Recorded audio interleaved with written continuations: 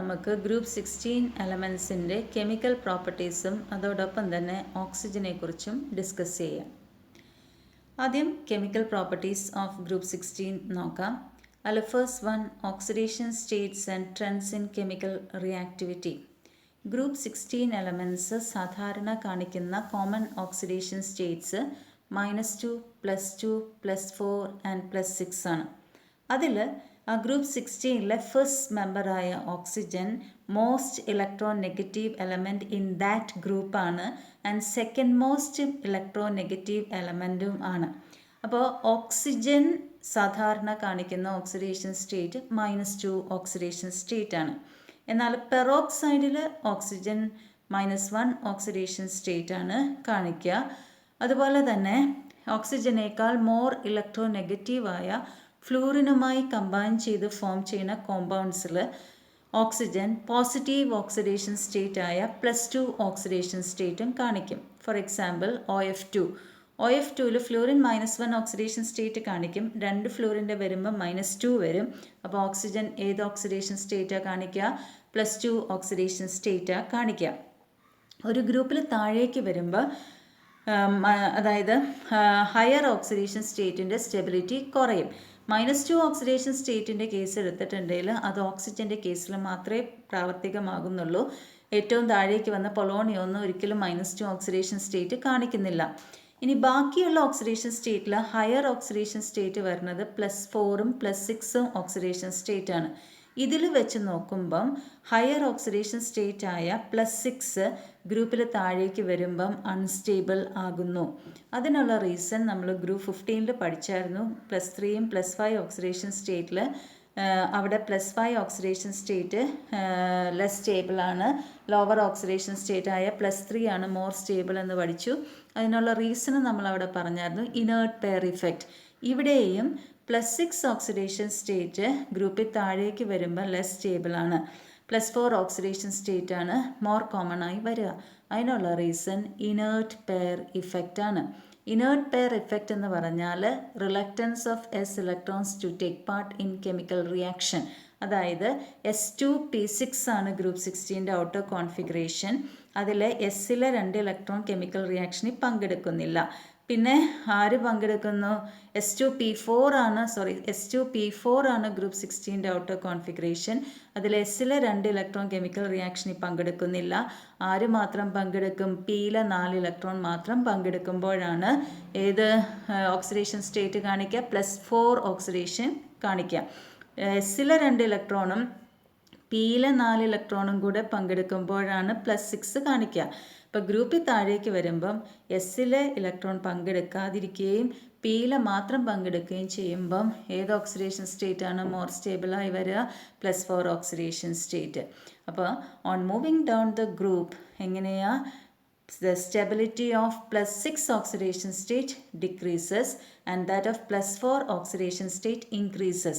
Reason for that is inert pair effect. But bonding in +4 and +6 oxidation states are primarily covalent. Next is anomalous behavior of oxygen. Anomalous behavior എന്നാ നമ്മൾ പറഞ്ഞു? മറ്റുള്ള group മെമ്പേഴ്സിൽ നിന്നുള്ള വ്യത്യസ്തത. ഏത് group എടുത്താലും ആ ഗ്രൂപ്പിലെ first member will be different from rest of the family members. അതിൻ്റെ മെയിൻ റീസൺസ് നമ്മൾ ഡിസ്കസ് ചെയ്ത് കഴിഞ്ഞതാ. മെയിൻ ഫോർ റീസൺസ് അതിനുള്ളത് ഏതൊക്കെയാ? Small size, high ionisation enthalpy, high electronegativity and non availability of D orbitals. ഈ 4 reasons കൊണ്ടാണ് ഓക്സിജനും rest of the family മെമ്പേഴ്സിൽ നിന്ന് പ്രോപ്പർട്ടീസിൽ difference കാണിക്കുക. ഇനി H2S ഗ്യാസും ആണ്, H2O ലിക്വിഡും ആണ്. അത് പരീക്ഷയ്ക്ക് ചോദിക്കാറുള്ളൊരു ക്വസ്റ്റ്യനാണ്. അതിനുള്ള കാരണം വാട്ടറിനകത്ത് ഹൈഡ്രജൻ ബോണ്ടിങ് പോസിബിൾ ആയതുകൊണ്ടാണ്. H2O ഹൈഡ്രജൻ ബോണ്ട് സ്ട്രോങ് ബോണ്ടാണ്. ഇപ്പോൾ ഓക്സിജൻ സ്മോൾ സൈസാണ്. ഹൈഡ്രജൻ ബോണ്ട് എന്ന് പറഞ്ഞാൽ ഹൈഡ്രജനും ഹൈഡ്രജനേക്കാൾ മോർ ഇലക്ട്രോൺ നെഗറ്റീവ് ആയിട്ടുള്ള നൈട്രജനും ഓക്സിജനും ഫ്ലൂറിനും തമ്മിലുള്ള ബോണ്ടാണ്. അപ്പോൾ H2Oയിൽ OH ബോണ്ട് ഹൈഡ്രജൻ ബോണ്ടാണ്. എന്നാൽ H2Sൽ ഹൈഡ്രജൻ ബോണ്ട് ഇല്ല. അതുകൊണ്ട് വാട്ടർ ലിക്വിഡ് സ്റ്റേറ്റിലും H2S ഗേഷ്യസ് സ്റ്റേറ്റിലുമാണ് എക്സിസ്റ്റ് ചെയ്യുക. ഇനി ഓക്സിജന് ഡി ഓർബിറ്റൽ ഇല്ലാത്തത് കൊണ്ട് it cannot expand its covalency beyond 2. ഇതാണ് ഓക്സിജൻ്റെ പ്രത്യേകതകൾ. Next is reaction with hydrogen. All the elements of group 16 form hydrides of the type H2E. Group 16 elements ഹൈഡ്രജനുമായിട്ട് react ചെയ്ത് കറസ്പോണ്ടിങ് ഹൈഡ്രൈഡ്സ് ഫോം ചെയ്യും. അതിൻ്റെ ജനറൽ ഫോമുല H2E ആണ്. E stands for element. അപ്പോൾ oxygen ആണെങ്കിൽ H2O, sulphur ആണ് H2S, H2SC, H2TE, H2PO. Their acidic character increases from H2O to H2E. The increase in acidic character can be explained in terms of decrease in bond dissociation enthalpy down the group. അതായത് ഒരു ഗ്രൂപ്പിൽ താഴേക്ക് വരുന്തോറും acidic character കൂടി വരും. അതിനുള്ള കാരണം എന്താണ്? Acidity എന്ന് വെച്ചാൽ ആരാണോ എളുപ്പം H+നെ വിട്ടുകൊടുക്കുന്നത് ആ ആളാണ് സ്ട്രോങ്ങസ്റ്റ് ആസിഡ്. നമുക്കറിയാം ഗ്രൂപ്പിൽ താഴേക്ക് വരുന്തോറും ആറ്റത്തിൻ്റെ സൈസ് വലുതായി വരും. ആറ്റത്തിൻ്റെ സൈസ് വലുതായി വരുമ്പോൾ ഇപ്പോൾ ഓക്സിജൻ ടു സെലീനിയം വരുമ്പോൾ സെലീനിയം വലിയ സൈസുള്ള എലമെൻ്റാണ്. അപ്പോൾ സെലീനിയവും ഹൈഡ്രജനും തമ്മിലുള്ള ബോണ്ട് എങ്ങനെയായിരിക്കും? വീക്ക് ബോണ്ടാണ്. അപ്പോൾ വീക്ക് ബോണ്ട് ആകുമ്പം കുറച്ച് എനർജി കൊടുത്താൽ ആ ബോണ്ടിനെ ബ്രേക്ക് ചെയ്ത് Hനെ H+ ആക്കി വിടാൻ പറ്റും. അതുകൊണ്ട് സ്ട്രോങ്ങസ്റ്റ് ആസിഡ് ആരാ ആ ഗ്രൂപ്പിലേക്കും വെച്ച് ഏറ്റവും താഴെ കിടക്കുന്ന ആൾ. പൊളോണിയം റേഡിയോ ആക്റ്റീവ് ആയതുകൊണ്ട് അതിനെ കൺസിഡർ ചെയ്യേണ്ട. ബാക്കിയുള്ളതിൽ വെച്ച് ആരാ ഏറ്റവും താഴെ കിടക്കണേ? Oxygen, sulphur, selenium, tellurium. അപ്പോൾ H2TE ആണ് ആ ഗ്രൂപ്പിലേക്കും വെച്ച് most acidic. All the hydrides except water possess reducing property and this character increases from H2S to H2A. ആ ഗ്രൂപ്പിലെ എല്ലാവരും റെഡ്യൂസിങ് പ്രോപ്പർട്ടി ആണ് കാണിക്കുക. റെഡ്യൂസിങ് പ്രോപ്പർട്ടി എന്ന് പറയുന്നത് ഹൈഡ്രജനെ കൊടുക്കാനുള്ള കഴിവ്. അസിഡിറ്റി എന്ന് വെച്ചാൽ H+നെ കൊടുക്കാനുള്ള കഴിവ്. റെഡ്യൂസിങ് പ്രോപ്പർട്ടി എന്ന് വെച്ചാൽ ഹൈഡ്രജനെ വിട്ടുകൊടുക്കാനുള്ള കഴിവ്. അതും ബോണ്ട് ഡിസോസിയേഷൻ എൻതാൽപ്പി ഗ്രൂപ്പിൽ താഴേക്ക് വരുമ്പം കുറവായതുകൊണ്ട് വേഗം ഹൈഡ്രജനെ വിട്ടുകൊടുക്കുന്ന ഗ്രൂപ്പിൽ താഴെ കിടക്കുന്ന ആളായിരിക്കും. അപ്പോൾ reducing property also increases on moving down the group. Next is reaction with oxygen. All the elements form oxides of the type EO2 and EO3 types where E is sulfur, selenium, tellurium and polonium. ഈ ഗ്രൂപ്പിലെ എല്ലാ എലമെൻസും ഓക്സിജനുമായിട്ട് react ചെയ്ത് corresponding oxides form ചെയ്യും. അവിടെ ഫോമുലയാണ് EO2 and EO3 type. ഇപ്പോൾ sulphur എടുത്തിട്ടുണ്ട്. ഇപ്പോൾ ഓക്സിജനുമായിട്ട് O2 വീണ്ടും ഓക്സിജനായിട്ട് റിയാക്ട് ചെയ്യുമ്പോൾ ഫോം ചെയ്യുന്ന ആളാണ് ഓസോൺ. സൾഫർ ഓക്സിജനുമായിട്ട് റിയാക്ട് ചെയ്യുമ്പോൾ SO2 ഫോം ചെയ്യും, SO3 ഫോം ചെയ്യും. അതുപോലെ തന്നെ ബാക്കി ഉള്ളവരും ഓക്സിജനായിട്ട് റിയാക്ട് ചെയ്ത് കറസ്പോണ്ടിങ് ഓക്സൈഡ്സ് ഫോം ചെയ്യും. Reducing property of dioxide decreases from SO2 to TeO2. SO2 is reducing while TeO2 is an oxidizing agent. Besides EO2 type, sulfur, selenium and tellurium also form EO3 type oxides, SO3, SeO3, TeO3. Both type of oxides are acidic in nature. EO2 ടൈപ്പും EO3 ടൈപ്പും ഇത് രണ്ടും ഏത് നേച്ചറാണ് കാണിക്കുക? Acidic നേച്ചറാണ് കാണിക്കുക. Next is reactivity towards halogens. Elements of group 16 form a large number of halides of the type EX6, EX4 and EX2. ഇപ്പോൾ sulphur എടുത്തിട്ടുണ്ടെങ്കിൽ SF2 form ചെയ്യുന്നുണ്ട്, SF4 ഫോം ചെയ്യുന്നുണ്ട്, SF6 ഫോം ചെയ്യുന്നുണ്ട്. ഇപ്പോൾ SF2, SF4, SF6. The stability of halides decreases in the order fluorine greater than chlorine greater than bromine greater than iodine. Amongst hexahalides, hexafluoride are the only stable halides. ഹെക്സാഫ്ലൂറൈഡ്സിലും വെച്ചിട്ട് SF6 ആണ് most stable. അതിനുള്ള കാരണം due to steric reasons ആണ് അതിൻ്റെ സ്റ്റെബിലിറ്റിക്ക് കാരണം. Among tetrafluorides, SF4 is a gas, SeF4 is a liquid and TeF4 is a solid. അതിനുള്ള കാരണം അതിൻ്റെ ബോണ്ട് സ്ട്രെങ്ത് ആണ്. All elements in except selenium form dichlorides and dibromides. The well-known monohalides are dimeric in nature. Examples S2F2, S2Cl2, S2Br2, Se2Cl2 and Se2Br2. These dimeric halides undergo disproportionation reaction. Dimeric എന്ന് വെച്ചാൽ രണ്ട് molecules തമ്മിൽ കൂടി ചേർന്ന് നിൽക്കുമ്പോഴാണ് നമ്മൾ dimer എന്ന് പറയാം. ഇപ്പോൾ ഇപ്പോൾ SCl2 രണ്ട് SCl ജോയിൻ ചെയ്ത് S2Cl2 ഫോം ചെയ്യുന്നു. ഇപ്പോൾ Sc2Cl2 അത് അങ്ങനെയുള്ള ഡൈമറിക് ഹാലൈഡ്സ് ഡിസ്പ്രപ്പോർഷനേഷൻ റിയാക്ഷൻ നടക്കും. അതായത് അവിടെ ഓക്സിഡേഷനും നടക്കും, റിഡക്ഷനും നടക്കും. ഇപ്പോൾ Sc2Cl2 ഡിസ്പ്രപ്പോർഷനേഷൻ നടന്ന് SeCl4ഉം Seയും ഫോം ചെയ്യും.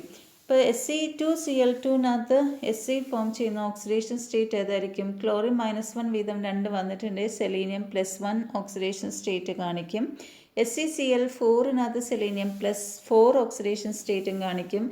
Seയിനകത്ത് സെലീനിയം 0 ഓക്സിഡേഷൻ സ്റ്റേറ്റുമാണ് കാണിക്കുക. അപ്പോൾ 3 different types of oxidation state ഇവിടെ സെലീനിയം കാണിക്കുന്നുണ്ട്. ഓക്സിഡേഷനും റിഡക്ഷനും നടക്കുന്നു. അതുകൊണ്ട് അത് ഏത് റിയാക്ഷനാണ്? ഡിസ്പ്രപ്പോർഷനേഷൻ റിയാക്ഷനാണ്. Next is dioxygen. നമുക്കറിയാം നമ്മുടെ ജീവിതം നിലനിർത്താൻ ഏറ്റവും അത്യാവശ്യമായിട്ടുള്ളൊരു സാധനമാണ് ഓക്സിജൻ. ഓക്സിജൻ ഇല്ലാതെ നമുക്ക് ജീവൻ ഇല്ല. അപ്പോൾ ഓക്സിജൻ അത്രയും ഇമ്പോർട്ടൻ്റാണ്. നമുക്ക് ഫ്രീ ആയിട്ട് ഓക്സിജൻ കിട്ടുമ്പോൾ നമുക്കതിൻ്റെ വില അറിയില്ല. പക്ഷേ ശ്വാസം എടുക്കാൻ പറ്റാത്തൊരവസ്ഥ വരുമ്പോഴാണ് ഓക്സിജൻ്റെ വാല്യൂ നമുക്ക് മനസ്സിലാവുക. അപ്പോൾ ഓക്സിജൻ പ്രിപ്പയർ ചെയ്യുന്നത് പ്രിപ്പറേഷൻ പൊട്ടാസ്യം ക്ലോറേറ്റ് KClO3 അതിനെ ഹീറ്റ് ചെയ്ത് കഴിയുമ്പം അത് MnO2 കാറ്റലിസ്റ്റിൻ്റെ പ്രസൻസിൽ അത് ഡികമ്പോസ് ചെയ്ത് KClഉം ഓക്സിജനുമായി മാറും. ഇപ്പോൾ first method for the preparation of oxygen is the thermal decomposition of potassium chlorate. By the thermal decomposition of the oxides of metals low in the electrochemical series and higher oxides of some metals. അതുപോലെ തന്നെ Ag2O heat ചെയ്ത് കഴിയുമ്പം അത് Ag+O2 form ചെയ്യും. Pb3O4 heat ചെയ്ത് കഴിയുമ്പം PbO+O2 form ചെയ്യും. ഇതെല്ലാം ഓക്സിജൻ പ്രിപ്പയർ ചെയ്യാനുള്ള മെത്തേഡ്സ് ആണ്. Next is by the thermal decomposition of hydrogen peroxide using finely divided catalyst in presence of manganese dioxide. 2H2O2നെ finely divided platinum, palladium or nickel MnO2ൻ്റെ പ്രസൻസിൽ heat ചെയ്ത് കഴിയുമ്പം അത് വാട്ടറും ഓക്സിജനുമായി മാറുക. അത് ഓർമ്മ വെച്ചോണം, തെറ്റിക്കളയരുത്. ഹൈഡ്രജൻ പെറോക്സൈഡ് ഡീകമ്പോസ് ചെയ്യുമ്പം ഫോം ചെയ്യുന്നത് എന്തൊക്കെയാണ്? വാട്ടറും ഓക്സിജനുമാണ് ഫോം ചെയ്യാം. Another method for the preparation of oxygen is by the electrolysis of water.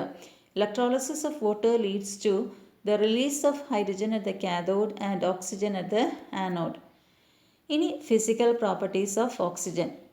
Dioxygen colorless ആണ്, odorless ആണ്, soluble in water ആണ്. It is soluble to the extent of 3.08 cm3 in 100 cm3 water at 293 Kelvin, which is just sufficient for the vital support of marine and aquatic life. ഇപ്പം oxygen വെള്ളത്തിൽ dissolve ചെയ്താൽ മാത്രമാണ് വെള്ളത്തിൽ മീനുകൾക്കും വെള്ളത്തിനുള്ളിൽ ജീവിക്കുന്ന ജീവികൾക്കെല്ലാം oxygen കിട്ടുള്ളൂ. അതുകൊണ്ട് അതിന് സഫീഷ്യൻ്റ് ആയിട്ടുള്ള ഓക്സിജൻ വാട്ടറിൽ ഉണ്ടായാൽ മാത്രമാണ് അവർക്ക് ജീവൻ നിലനിർത്താനായിട്ട് സാധിക്കുകയുള്ളൂ. Test 3 stable isotopes O16, O17 and O18. Molecular oxygen O2 is unique in being paramagnetic in spite of having even number of electrons. ഓക്സിജൻ്റെ ബോണ്ട് ഓർഡർ കണ്ടുപിടിക്കാൻ വേണ്ടി നമ്മൾ മോളിക്കുലർ ഓർബിറ്റൽ തിയറി പ്രകാരം ഫസ്റ്റ് ഇയർ കോൺഫിഗറേഷൻ എഴുതാൻ പഠിച്ചിട്ടില്ല. σ1s2, σ*2s 1s2, σ2s2, σ*2s2 അങ്ങനെ arrange ചെയ്യുമ്പം unpaired ഇലക്ട്രോൺസാണ് വരുന്നത്. അതുകൊണ്ടത് പാരാമാഗ്നറ്റിക്കാണ് നമ്മൾ പഠിച്ചിട്ടുണ്ട്. ഓക്സിജൻ്റെ 3 ഐസോടോപ്സ് അത് എഴുതുമ്പോൾ ഇതിപ്പോൾ 16O എന്ന് ഇതിനകത്ത് ടൈപ്പ് ചെയ്യാൻ പറ്റിയിട്ടുള്ളൂ. അത് ശരിക്കും എഴുതേണ്ടത് ഇങ്ങനെ എഴുതേണ്ടത് O16 16 സൂപ്പർസ്ക്രിപ്റ്റ് ആയിട്ട് ലെഫ്റ്റ് സൈഡിലാണ് വരേണ്ടത്. അതുപോലെ തന്നെ O17 ഇങ്ങനെയാണ് കൊടുക്കേണ്ടത്, O18 ഇങ്ങനെയാണ് കൊടുക്കേണ്ടത്. അവർ ടൈപ്പ് ചെയ്യാൻ ഓപ്ഷൻ ഇല്ലാതെ ഇരുന്നുകൊണ്ട് അങ്ങനെ ചെയ്ത്. അതുപോലെ തന്നെ ഇക്വേഷൻസ് ഒക്കെ എഴുതുമ്പോൾ ആ സബ്സ്ക്രിപ്റ്റ് ആയിട്ട് അതൊന്നും വന്നിട്ടില്ല. SO2 എന്ന് പറയുമ്പോൾ 2 ഓക്സിജൻ്റെ താഴെയാണ് വരേണ്ടത്. അപ്പോൾ ഇക്വേഷൻസിലെല്ലാം അങ്ങനെ സബ്സ്ക്രിപ്റ്റ് ഒന്നും ശരിയായ രീതിയിൽ വന്നിട്ടില്ല. നിങ്ങൾ ടെക്സ്റ്റ് ശ്രദ്ധിക്കുകയും ചെയ്യണം. ഇനി chemical properties. Bond dissociation enthalpy of oxygen double bond is high. നമുക്കറിയാം ഓക്സിജൻ ഡബിൾ ബോണ്ട് എന്ന് വെച്ചാൽ എങ്ങനെയാണ് നിൽക്കുക? O double bond O. അതായത് ട്രിപ്പിൾ ബോണ്ട് എന്ന് പറഞ്ഞിട്ടുണ്ടെങ്കിൽ അത് സ്ട്രോങ് ആയിട്ടുള്ള ബോണ്ടാണ്, അതിൻ്റെ ബോണ്ട് ലെങ്ത് കുറവാണ്. ബോണ്ട് ലെങ്ത് കുറയും തോറും ബോണ്ട് സ്ട്രോങ് ആവുക ചെയ്യാം. അപ്പോൾ എൻ ട്രിപ്പിൾ ബോണ്ട് എന്ന് പറയുമ്പം അത് ബോണ്ട് ലെങ്ത് കുറവാണ്, സ്ട്രോങ് ബോണ്ടുമാണ്. ഡബിൾ ബോണ്ട് എന്ന് പറയുമ്പം ട്രിപ്പിൾ ബോണ്ടിനേക്കാൾ കുറച്ചുകൂടെ ബോണ്ട് ലെങ്ത് കൂടുതലാണ്. അപ്പോൾ ഓ ഡബിൾ ബോണ്ട് ഓ എന്ന് പറയുന്നത് എൻ ട്രിപ്പിൾ ബോണ്ട് എൻഡിൻ്റെ അത്ര സ്ട്രോങ് അല്ലെങ്കിലും സ്ട്രോങ് ബോണ്ടാണ്. ആ ബോണ്ട് ബ്രേക്ക് ചെയ്യണമെങ്കിൽ കൂടുതൽ എനർജി വേണം. അത് എത്ര എനർജി കൊടുത്താലും അത് ബ്രേക്ക് ചെയ്യാൻ പറ്റുള്ളൂ.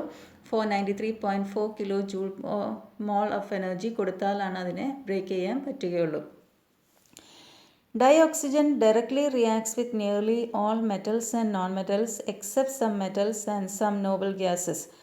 ഓക്സിജൻ മിക്കവാറും എല്ലാ മെറ്റൽസും നോൺ മെറ്റൽസുമായിട്ട് ഡയറക്റ്റായിട്ട് റിയാക്ട് ചെയ്യും. അതിന് എക്സെപ്ഷൻ ഉള്ളത് ഗോൾഡും പ്ലാറ്റിനവും നോബിൾ ഗ്യാസസുമാണ്. ഇപ്പോൾ CA കാൽസ്യം ഓക്സിജനായിട്ട് റിയാക്ട് ചെയ്ത് കാൽസ്യം ഓക്സൈഡ് ഫോം ചെയ്യും, അത് മെറ്റലാണ്. അലുമിനിയം ഓക്സിജനുമായിട്ട് റിയാക്ട് ചെയ്ത് അലുമിനിയം ഓക്സൈഡ് ഫോം ചെയ്യും, അത് മെറ്റലിൻ്റെ റിയാക്ഷനാണ്. ഫോസ്ഫറസ് ഒരു നോൺ മെറ്റലാണ്. ഫോസ്ഫറസും ഓക്സിജനും തമ്മിൽ റിയാക്ട് ചെയ്ത് P4O10 ഫോം ചെയ്യും. കാർബൺ ഓക്സിജൻ റിയാക്ട് ചെയ്ത് കാർബൺ ഡൈ ഓക്സൈഡ്. സിങ്ക് സൾഫൈഡും ഓക്സിജനും തമ്മിൽ റിയാക്ട് ചെയ്ത് സിങ്ക് ഓക്സൈഡും SO2 ഫോം ചെയ്യുന്നു. മീതെയിൻ പ്ലസ് ഓക്സിജൻ ഹൈഡ്രോ കാർബണിൻ്റെ കമ്പസ്റ്റൻ നടന്നാൽ എന്ത് കിട്ടും നമുക്കറിയാം. മീതെയിൻ ഹൈഡ്രോ കാർബൺ അല്ലേ. അപ്പോൾ ഹൈഡ്രോ കാർബണിൻ്റെ കമ്പസ്റ്റൻ ഓക്സിജനുമായിട്ടുള്ള റിയാക്ഷൻ പറഞ്ഞതാണ് കമ്പസ്റ്റൻ റിയാക്ഷൻ. ഇപ്പോൾ CH4 പ്ലസ് O2 എന്ത് ഫോം ചെയ്യും? CO2 പ്ലസ് H2O ഫോം ചെയ്യും. ഇനി some compounds are catalytically oxidised. അതായത് സൾഫർ ഡൈ ഓക്സൈഡ് ഓക്സിജനുമായിട്ട് വനേഡിയം പെൻഡോക്സൈഡ് കാറ്റലിസ്റ്റിൻ്റെ പ്രസൻസിൽ SO3 ആയി മാറും. HCl-ഉം O2-ഉം കുപ്രസ് ക്ലോറൈഡിൻ്റെ കാറ്റലിസ്റ്റിൻ്റെ പ്രസൻസിൽ ക്ലോറിനും വാട്ടറുമായി മാറും. ഇനി ഓക്സിജൻ്റെ യൂസ്. ഓക്സിജൻ വെൽഡിംഗ് പർപ്പസിൽ, അതായത് ഓക്സി അസെറ്റിലിൻ വെൽഡിങ്ങിന് വേണ്ടി ഉപയോഗിക്കുന്നുണ്ട്. അതായത് നിങ്ങൾ കണ്ടിട്ടുണ്ടാവും ഈ ട്രസ് വർക്കൊക്കെ ചെയ്യുമ്പം മെറ്റൽസിനെ തമ്മിൽ യോജിപ്പിക്കാൻ വേണ്ടിയിട്ട് ഹൈ വോൾട്ടേജിൻ്റെ പ്രസൻസിൽ നടത്തുന്ന ഒരു പ്രോസസ്സാണ് അത് വെൽഡിങ്. കാണാത്തവരാരും ഉണ്ടാവുമെന്ന് തോന്നുന്നില്ല. സ്പാർക്കൊക്കെ വെൽഡ് ചെയ്യുമ്പോൾ സ്പാർക്കൊക്കെ പ്രൊഡ്യൂസ് ചെയ്യുന്ന കണ്ടിട്ടില്ലേ, ഹൈ വോൾട്ടേജിലാണ് ഈ റിയാക്ഷൻ നടക്കുന്നത്. അപ്പോൾ oxygen is used in oxy acetylene welding. It is used for the manufacture of many metals, particularly steel. Oxygen cylinders are widely used in hospitals, high altitude flying and in mountaineering. നമുക്കറിയാം mountain ടോപ്പിലേക്ക് പോകുമ്പം pressure കുറയുമ്പം ബ്ലഡിൽ dissolve ചെയ്യുന്ന ഓക്സിജൻ്റെ അളവ് കുറവ് വരും. അപ്പോൾ ശ്വാസം എടുക്കാൻ ബുദ്ധിമുട്ട് വരും, അനോക്സിയ എന്നൊരു കണ്ടീഷൻ വരും. അപ്പോൾ മൗണ്ടൻ ടോപ്പിലേക്ക് ക്ലൈംബ് ചെയ്യുന്നവർ ഓക്സിജൻ സിലിണ്ടേഴ്സ് ക്യാരി ചെയ്യാറുണ്ട്. അതുപോലെ തന്നെ ഫ്യൂവലിൻ്റെ കമ്പസ്റ്റിന് വേണ്ടി ഉപയോഗിക്കുന്നുണ്ട്. പിന്നെ റോക്കറ്റ് ഫ്യൂവൽസിൽ റോക്കറ്റിൽ ത്രസ്റ്റ് കൊടുക്കാൻ വേണ്ടിയിട്ട് ലിക്വിഡ് ഓക്സിജൻ ഇൻ ഹൈഡ്രസീനാണ് യൂസ് ചെയ്യാറ്. അപ്പോൾ hydrazine in liquid oxygen provides tremendous thrust in rockets. ഇതാണ് ഓക്സിജൻ്റെ യൂസസ്. അപ്പോൾ ഇത്രയും ക്ലിയർ ആയെന്ന് കരുതുന്നു.